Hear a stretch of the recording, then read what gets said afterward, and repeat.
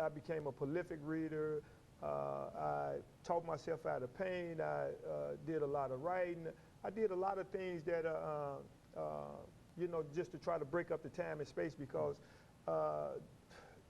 for the first few years that I was on death row, that I was actually in my cell for 23 hours of the day. So, and the only time you ever come out of your cell is you changed up and shackled like some imaginary monster.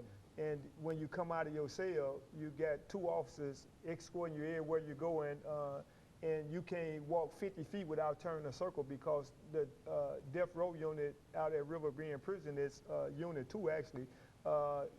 You do everything in there. The only time you come out of that building is to go to court. If you have to go to the infirmary or the hospital or something that's bringing you outside that building, because everything else you do in there, you eat in your cell. Some cells even have showers in it, and they put them in there because they want certain people to not be out of their cell for no more time than necessary. So the little time that it would actually take a person to come out of their cell to be showered, they cut that time down by saying that they put a shower in the cell. So, and certainly for me, you know, even though I sit here, hopefully a whole person, I certainly didn't start out like this. The first couple of years or so that I was in prison, I was pretty angry.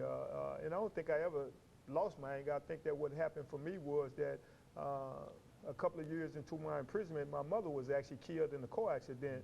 And I mean, I was already low, but at that point, I couldn't be hurt no more. I was flat on the ground, so it was at that point that I couldn't do nothing but get up because, I mean, the reality is that, and this is certainly a process that took some process for me in terms of being able to get through this fire, was that, you know, realizing and understanding that life gonna knock us down, but what's important is how we pick ourselves back up. And I think that, like being said, and I mean, even Pastor Walker, the work that they've been doing out here, you know, since they've been home, and I'm out here doing the same work that I'm sure that I know Ben was doing inside, just like I was, and probably him, in terms of trying to reach, you know, young people and let them know the seriousness about, you know, the situation. But I certainly seen people on death row.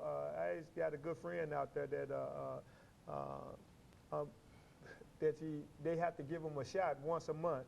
And you know, if they can get somebody a shot once a month to lay you down for a whole month, that's got to be some powerful stuff. But they give them a shot once a month. And prior to this guy actually mentally, you know, becoming messed up, I mean, this guy, if it wasn't for him, I wouldn't have my GED. I was one of the people while I was sitting on death row that I chose to get a GED because I never internalized the ideal or belief that I wouldn't be beyond, that they was gonna actually do what they, you know, was talking about doing to me. So like I said, I did everything that I possibly could to elevate myself mentally.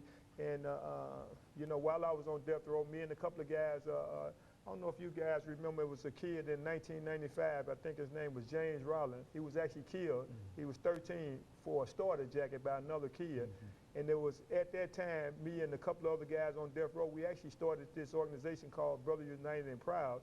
And it was strictly getting guys in where we was to reach out to young people and try to make a difference in their lives based on some of the stuff that we was actually seeing at the time. So very good. Let's let Pastor Walker close us out for today by making some statements in reference to what you believe in reference to what we ought to do. You've got about half a minute to do. Well, you know, Dr. Haney, that's the whole downside to this whole death penalty thing, because you take some overzealous prosecutors that's willing to do anything and everything just to obtain a conviction so it can look good on their record, on their resume, you know, to build them up.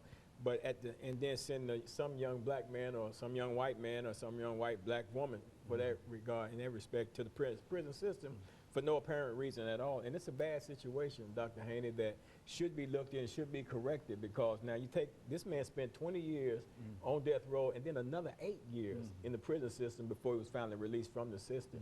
All of this for a crime that he didn't even commit, hadn't he been in the state. Very good. And of course, let me thank all of you for your participation, and let me encourage our audience to tune in again next week for another informative edition of Comments. Thank you and good morning.